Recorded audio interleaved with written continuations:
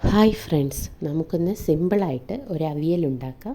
അതിനാവശ്യമുള്ള പച്ചക്കറികൾ വെള്ളരിക്ക, പടവലങ്ങ, കത്തിരിക്ക, അമരയ്ക്ക, മുരിങ്ങയ്ക്കായ എന്നിവയാണ്. ഇവയെല്ലാം നീളത്തിൽ അരിഞ്ഞു വയ്ക്കുക. ഇനി ഈ കട്ട് ചെയ്ത പച്ചക്കറികൾ വെള്ളത്തിലിട്ട് നന്നായി കഴുകിയെടുക്കുക. ഇനി ഇവ ഒരു ചീനിച്ചട്ടിയിലിട്ട് ഉപ്പുമിട്ട് ആവശ്യത്തിന് വെള്ളവും ഒഴിച്ച് വേകാനായി വയ്ക്കുക. ഇനി ഇതിനാവശ്യമുള്ള അരപ്പിനായിട്ട് തേങ്ങ ചിരകിയത് മിക്സിയുടെ ജാറിലേക്കിടാം. അതിൽ ജീരകം, പച്ചമുളക്, മഞ്ഞൾപ്പൊടി, മുളക് പൊടി എന്നിവയിട്ട് ചതച്ചെടുക്കാം. ഇനി ഇതിൽ അല്പം വെള്ളവും ചേർത്ത് കരിയേപ്പിലയും ഇട്ട് ഒന്നും കൂടി ചതച്ചെടുക്കാം. ചതച്ചടിച്ച തേങ്ങയുടെ മിശ്രിതം പച്ചക്കറിയിലേക്കിട്ട് നന്നായി വേകാൻ വെയിറ്റ് ചെയ്യാം.